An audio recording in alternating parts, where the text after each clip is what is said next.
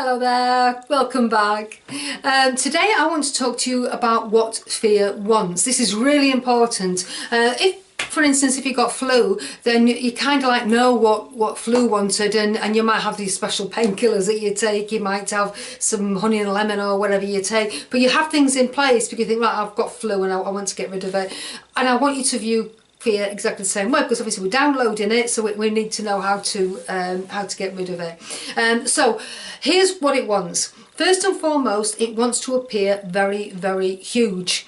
And you think, well, how can it do that? Because it must be huge if it's going to appear huge, and that's not true. And the science behind it is signal transduction and epigenetics. You might say, what are those then? Signal transduction is how the cells actually respond to the environment, and epigenetics is where the environmental signals select, control and regulate our genes. So basically what's happening around us completely affects us. So when you think about what happens around us when we've got fear, one, diet. We will change our diet, and here's a test for you. Let's say you've been to work or you've had the kids or whatever, and everything's been like, oh, driving you mad, and you've had loads of anxiety and all of that.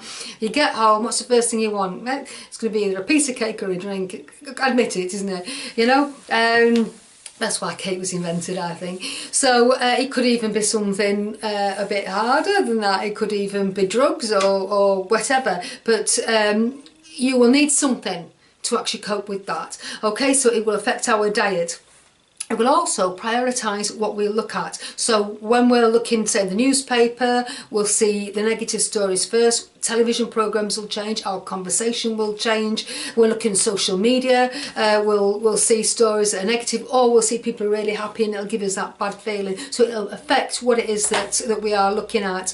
Socially, we'll probably not want to go out, and if we're like social animals, like I've always been, then that's going to be odd, because then you can be stuck on your own, and that can seem very, very harsh. We'll not feel like exercise, we'll get tired, we'll have aches and pains, we'll just not feel like it. And rest, well, that'll be hard, won't it? Because we'll go to sleep probably, but then we'll wake up in the early hours of the morning and we just think, oh, what do we do now? You know, do we get up at 3 a.m. or on Saturday, or just try and get another couple of hours? So it's important to know what fear is doing and how it's affecting all of these things, and by that account, by doing all of that, is actually making our world is huge. It really is huge.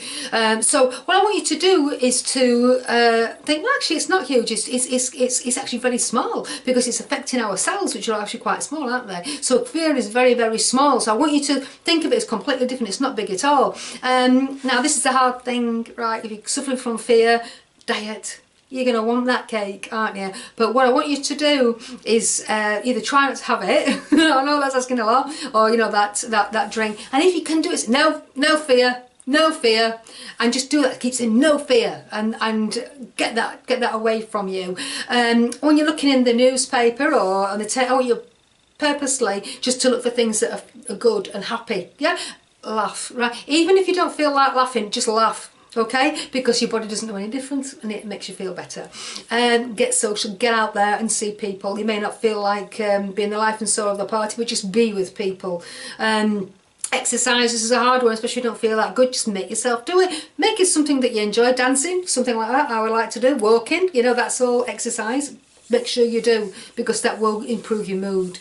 With regards to the rest, there are some techniques later on in this course that can help, but do make sure that you do rest, and don't panic about it. One thing that I decided just not to worry about it. Well, I'm up now, I may as well do something, and just try to put rest in wherever I could.